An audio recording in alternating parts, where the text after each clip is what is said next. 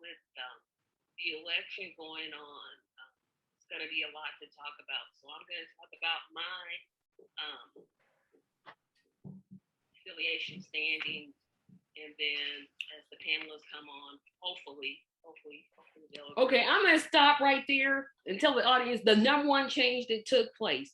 So the first couple episodes, like 1 through 7, I just was getting on there talking about any matter. I would just talk about a political subject. I think I did one on why the Affordable Care Act is trash and why we can't elect Trump. So I was just singularly talking about subjects and not necessarily having my panelists on. I didn't get a panel until like episode 9, which I'm not going to show.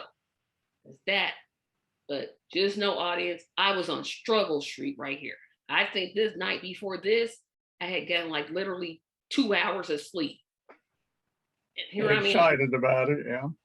Yeah, don't you see that excitement on my face? So let's keep going.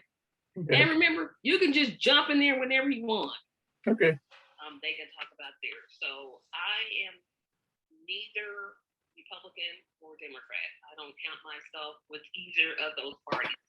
I feel like they're both the same. They both take corporate money. They're both in basically in bed with the corporations. Neither party has done anything to address the real needs of people. For example, we have this whole COVID-19 situation going on, and we have people who are in need of some real financial relief, but both sides can't even come to agree on what type of relief that is. One party doesn't even want to give another stimulus, and another party doesn't want to compromise. So you have millions of Americans who are in danger of losing their homes, who are struggling to put food on the table, and we just have a bunch of chaos. So I just feel like neither one of the parties are working to do anything. How much things stay the same? That will at least. Have you noticed that some of the old protest music from the late 60s, early 70s, it's just as apropos today as it was then. Yeah, it's like, wait a minute. Situation. And this is just a year. This is literally, this was taped on September 18th, 2020. We still dealing with the pandemic. It hasn't gone anywhere. It's, well, they may have been able to stop the Delta variant enough or slow it down enough that it's not mutating into something else. Maybe it's apparently a fairly hard virus to track, and I'm not a medical person or anything like that, but you know, I was around when they started the vaccines, you know, for polio and tetanus and all that. We got them. Everybody, you know, was concerned about the health of everybody in the community, not just themselves. Now these bastards are just, I don't know if it was our generation or what. I know our generation developed the hippies, and those hippies didn't.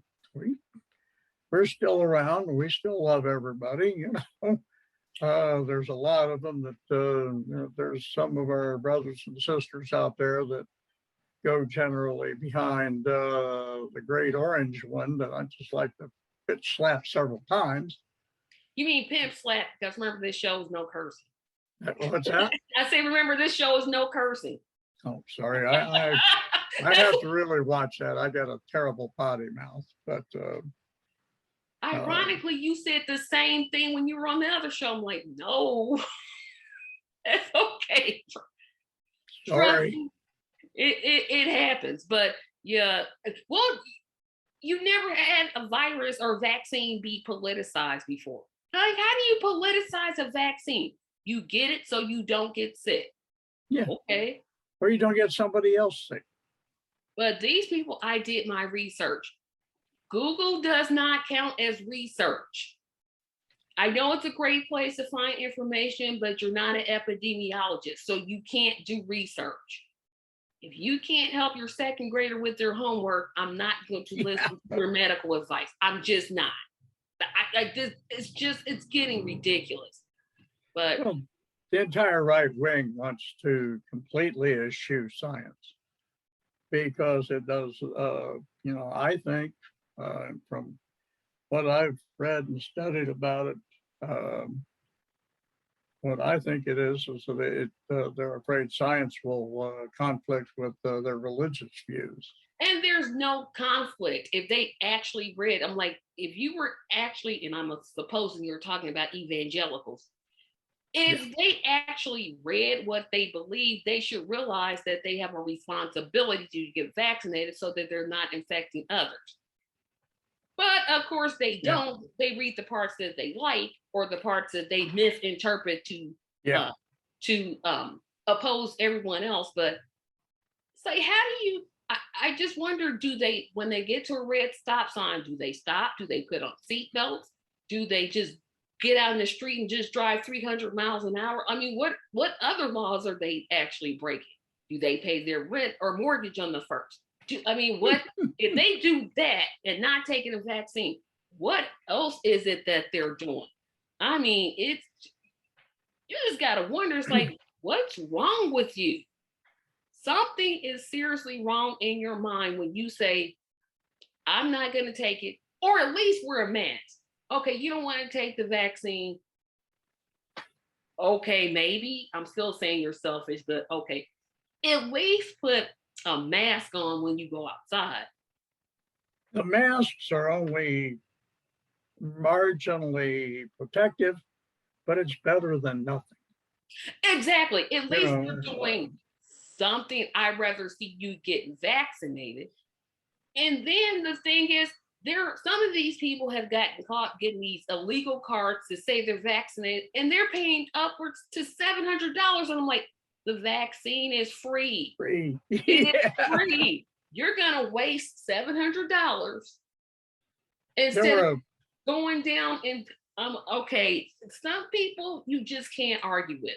You just have to, unfortunately, it's a harsh thing to say because I like to think I'm a person that's filled with compassion and be a graceful, merciful person. But it just comes to a point, it's like, no, I can't. You're going to pay that much money when you could just go get the vaccine for free. You don't, basically, you just show your driver's license and they'll give you the card anyway. But you're going to waste $700.